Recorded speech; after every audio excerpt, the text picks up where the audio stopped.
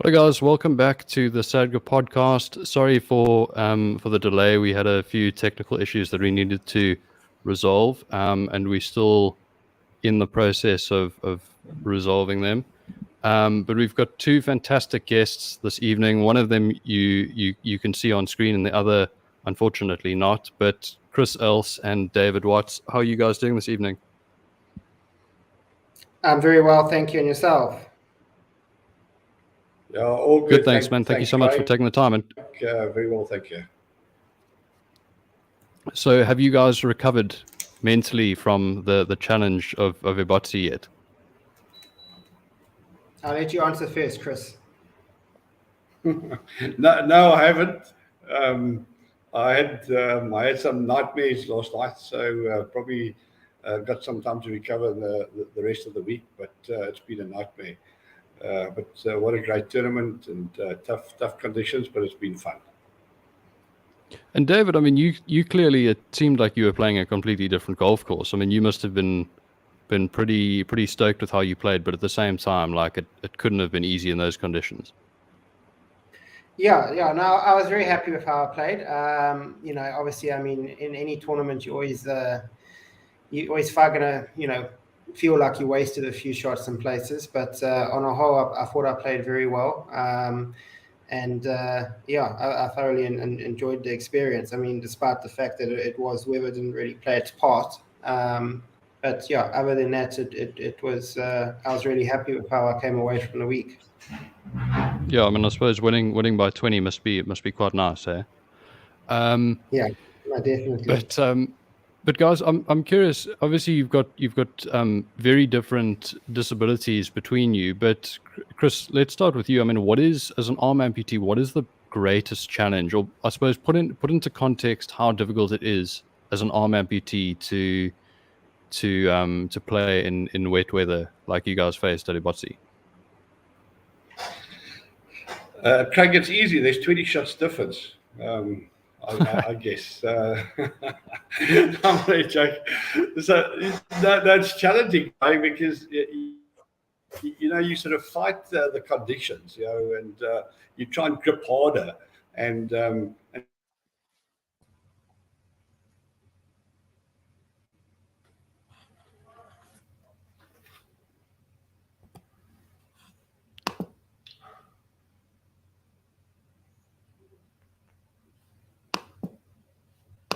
Sorry, Chris, are you still there?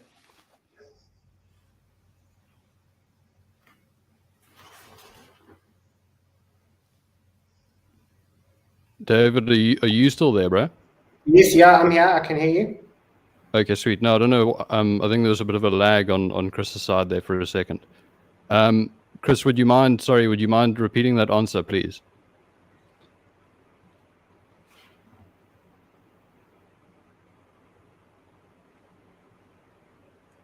Chris?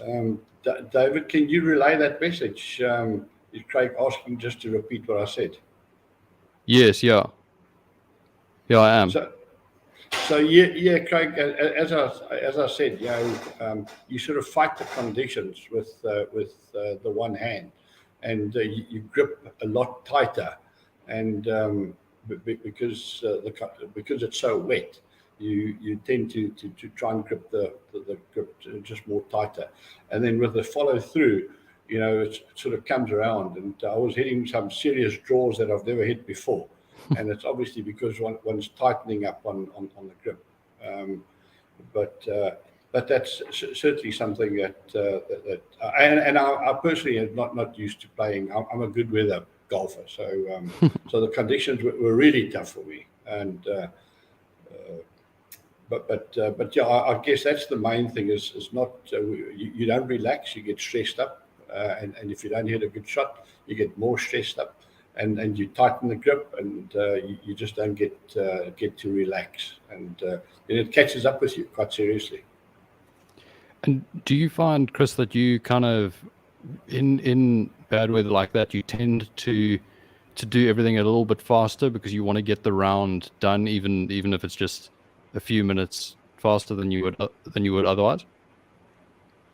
Yes, it sounds like you were my caddy. Absolutely, Craig. You just rush everything because you're just frustrated and you want to get this over with. And you actually, Craig, you really do the opposite what you're supposed to be doing because of these mind games that the weather plays. But certainly it's a learning curve. I'm glad I played in those conditions. First time in my life I've actually played in those conditions, and I would certainly approach it completely different next time. Oh, well, I mean, I suppose a good lesson learned then. But David, I think before we get into the challenges that your disability may present in those conditions, would you mind I mean, obviously you a pretty new member to SADGA, would you mind sort of putting into context for the viewers and I suppose for myself as well and perhaps Chris as well, what the nature of your disability is? Yeah, sure. So basically, I mean, I was born with a degenerate order called fibular hemiplegia, where basically I'm missing my fibular bone from my left leg as well as my growth plate and a couple of toes. So my left side's a lot weaker than the rest of my other leg. Obviously, over the years, I did have quite a few operations to lengthen my leg up. Okay. That's effectively, so basically my left leg's almost a non-entity in my golf swing. Oh, that's actually super interesting. So, I mean, loading that side is just not something you can really do with any real success, I guess. No, so I can't load it. But bear in mind, I am left-handed, so it is my yes, back leg. yeah. Oh, so, fair, yeah. So, right. Yeah, so I mean, so obviously transferring of weight is something that I don't do very well. And if you have a look at the way that I swing a golf club, you'll see that it's my swing is dominated by my top half of my body, and I try and eliminate my left leg as much as possible. So you'll see some of those pictures that were taken on at Ebotse, that my right leg's quite far forward, my left leg's quite back, and the reason for that is to eliminate the bottom left hand part of my swing. That's actually super interesting. I mean, was it easy when you first got into the game, and was it easy to find a coach that was willing to try and apply their mind and sort of figure out how to accommodate your situation from a swing standpoint? Yeah, absolutely. So the way that I got into the game is obviously I was never allowed to play contact sports at school. So I used to play cricket, and then during obviously rugby season and whatnot, that's when I started playing golf. So I was about 9-10 years old. And I was actually coached by a guy at Beechwood out in Durban North, called Paul Potterton, who was really great. And he basically let me swing how I was comfortable. He didn't try and overcoach me and get me into technical positions that I just couldn't get into. As long as I kind of got into certain slots that allowed me to strike the ball well, then he was happy, and he was really good to me. Yo, that's amazing. And I suppose, I mean, that's half the battle, hey, because well, I don't want to generalize, but I mean, I've seen in the past how you do come across coaches who try and work away from your limitation rather than with it. But that's actually so refreshing that he, just sort of let you figure out what was comfortable, and so long as certain aspects were like on point, then he was happy. That's really interesting. So when did you start playing? So yeah, I started playing around high school then. No, I was younger, much younger than that. I started playing golf when I was about 10, 11 years old. Sorry. He'd coach me, and I'd play, and I started playing in junior things and junior club competitions and whatnot, and a bit with my brothers, and yeah, that's effectively how I got into the game.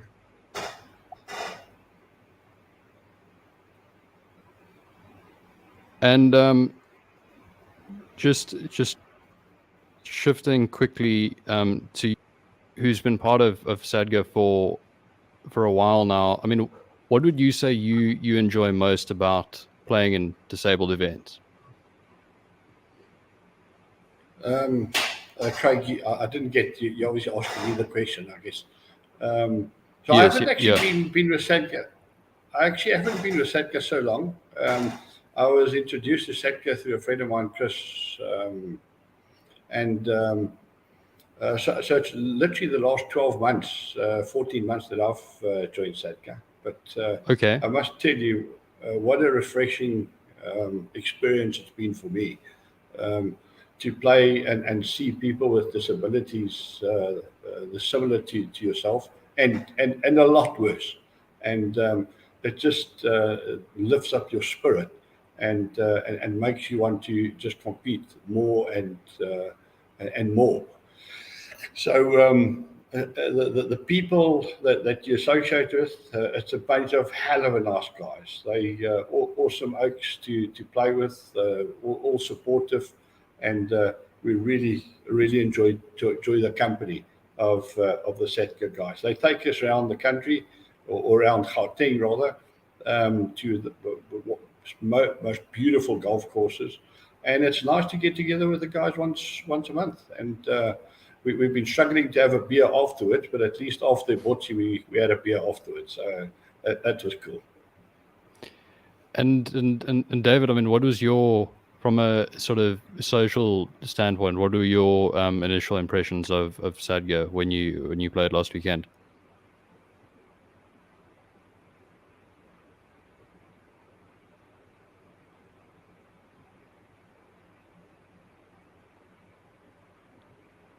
David, sorry, can you hear me, man?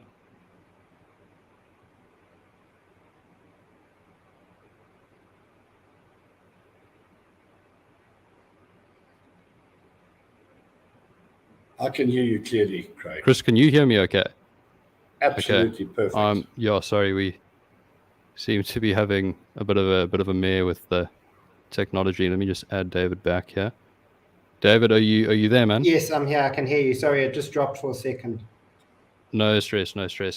Yeah, so I wanted to know what are your impressions of sort of being part of SADGA? Well, I mean, it's only you've only been part of us for like 5 minutes, but what were your impressions last weekend from a social standpoint? Yeah, it's really cool. Obviously, I mean, it's still very early days for me, and it was the first event that I've played in, but it was great. It was a real, eye-opening experience to see. I think SADGA does a great job with providing a platform for golfers with disability to play competitive golf. It's otherwise it is difficult to compete with able-bodied players, and having a platform where they can play and play tournament golf and at courses that they might not ordinarily play at, it was great to see and great to be part of. Yeah, and I mean, I think that's sort of what I mean, basically sort of, yeah, kind of repeating what you guys have said. I mean, it's but just in a different way. It's sort of that like kind of sense of belonging that is so unique, and as you say, like playing competitively against able-bodied people isn't always necessarily the most viable option. But yeah, I mean, it's I can't speak highly enough of what the association does. But David, you obviously played Ebotse pretty well over the 2 days, but you hadn't, before the first round, you hadn't actually seen the course.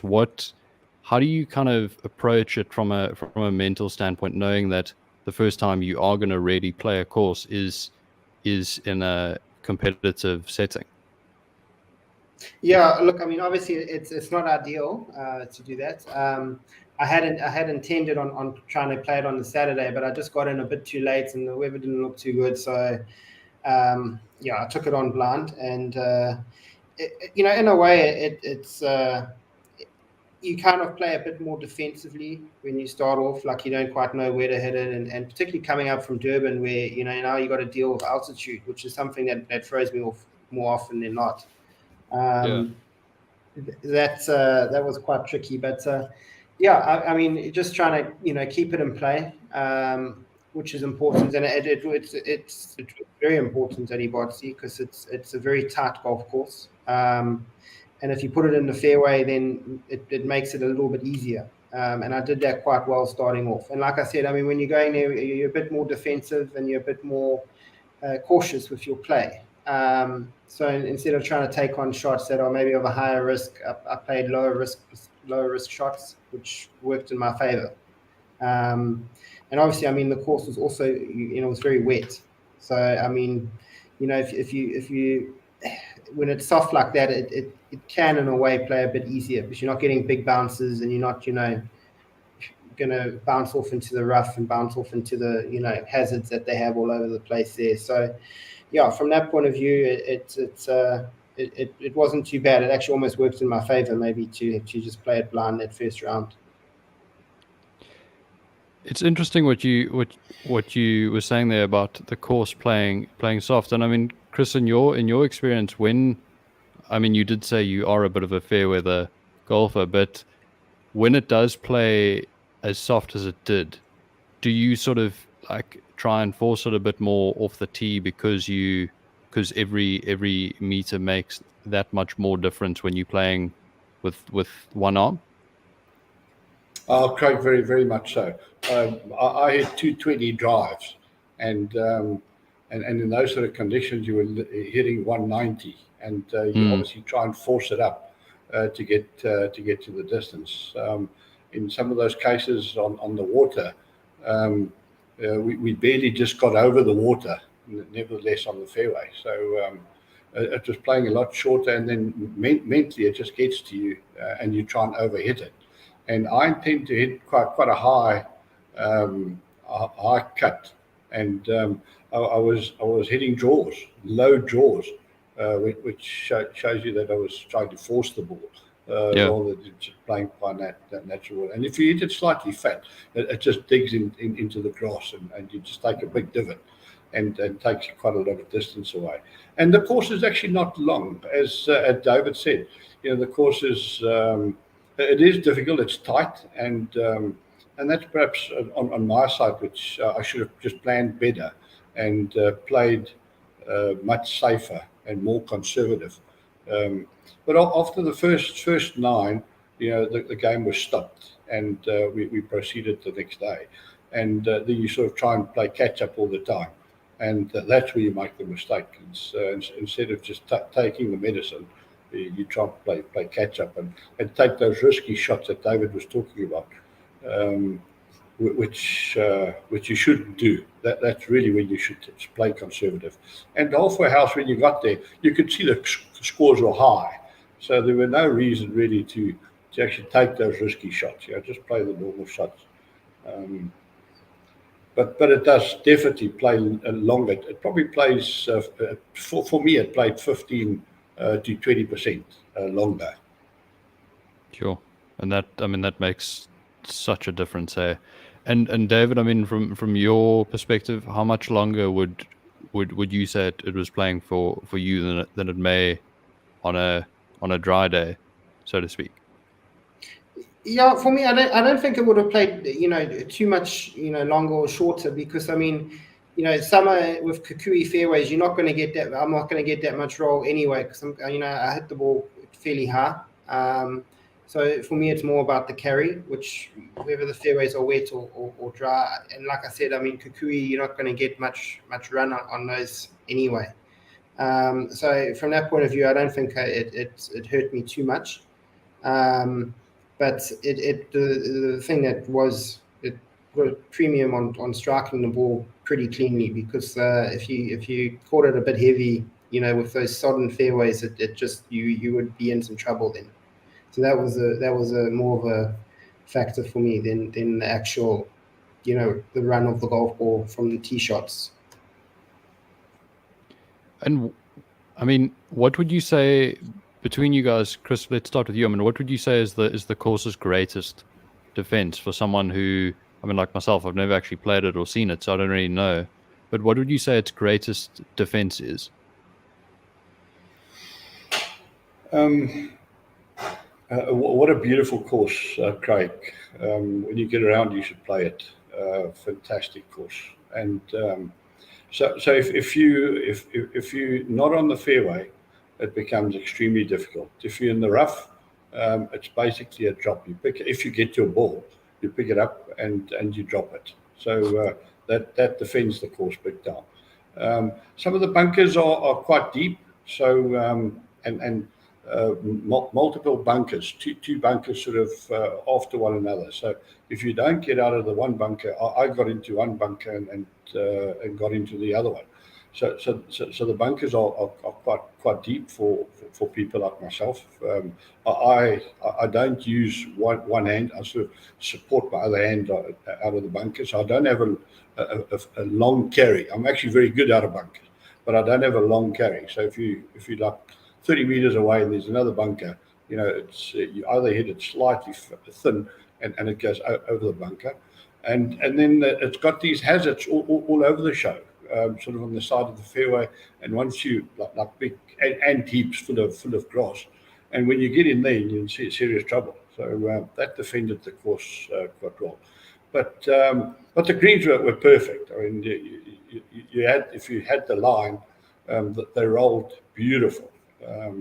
So the course where it takes, it also gives. So it's a very fair golf course that you can play well on, extremely well on. Yeah, and I mean, have you played it much, like in better weather? And what is your experience? I mean, what would you generally shoot there in like better conditions comparatively to what you shot this weekend, out of interest? I haven't played Ebotse before, so okay. It was also my first time to drive into Ebotse. So it was my first time at Ebotse. So I can't say. But the course can really reward you. In a good day, you play well at that course. If you stay on the fairway, you've got to stay on the fairway. If you're off the fairway, you're going to pay the penalties. That's for sure.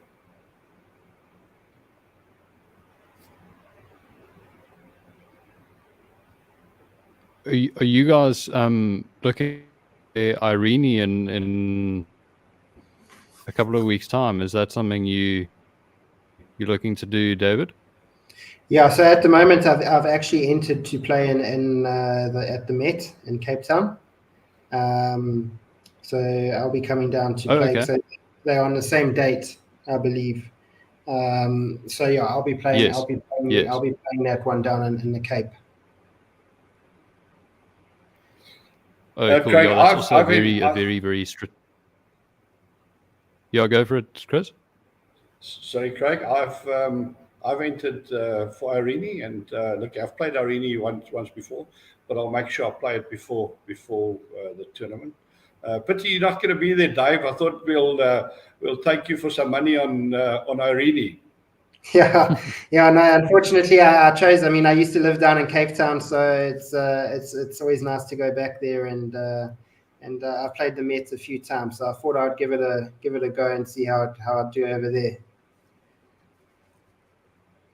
And it must make such a difference knowing a course and knowing what to expect. I mean, I presume you've played Met in the last decade, so since the changes after the stadium was built, David. Yes, yeah, I have. I played there last time a couple of years ago. But it's a great golf course, and it's incredibly scenic, and it's in a very unique position next to the stadium and the harbors and whatnot. So it should be good fun to play it. And Chris, now that David isn't in the Irene field, that opens up an opportunity for you to contend, perhaps.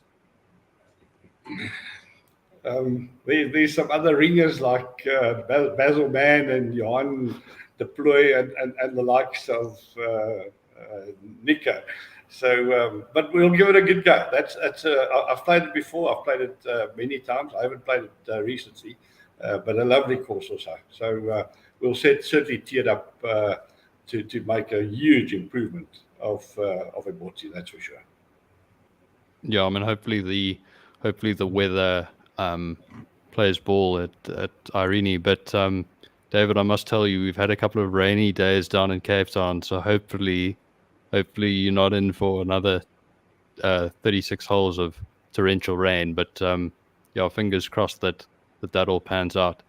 But guys, thank you so much for your time, and yeah, you've been absolutely fantastic to chat to, and we must definitely do a follow-up podcast further down the line. But really appreciate the time.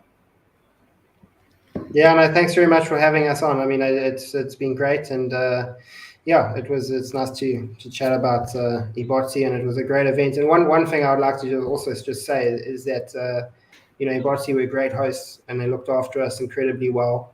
There's a lot of golf courses I know that wouldn't have allowed that tournament to be finished. So I'm personally very grateful to them for allowing that and yeah, making their course available to us to play. That's very, very well said, man. Thank you so much. Yeah, Craig, likewise, as before we went on air, we also complimented the staff at Ebotse, and especially the golf director, for allowing us to continue to play. But just on that, thanks for hosting us. We'd love to do this again. But just maybe a shout out to all the disabled guys who may be watching this program that is not become part of SADGA. I really want to encourage people to come on board.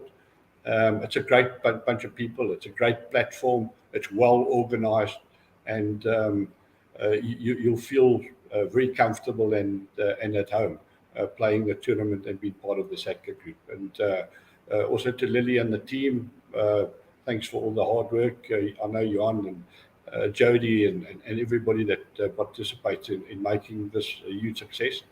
A big shout out and a thank you to those guys.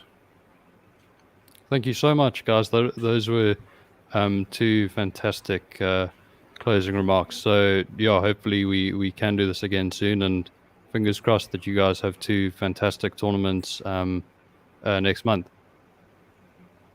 Thanks. Yeah, thanks very much. And thanks cheers, Dave. Good luck in Cape Town, Dave. Thank you. Good luck to you in Irene. I might check the weather reports and switch to Irene at the last minute. You never know. At least bring some money with, because we might just take your money in Gauteng. All right, I will do. All right, thanks very much, guys. Okay, Dave. Thanks. Cheers. Cheers. Bye.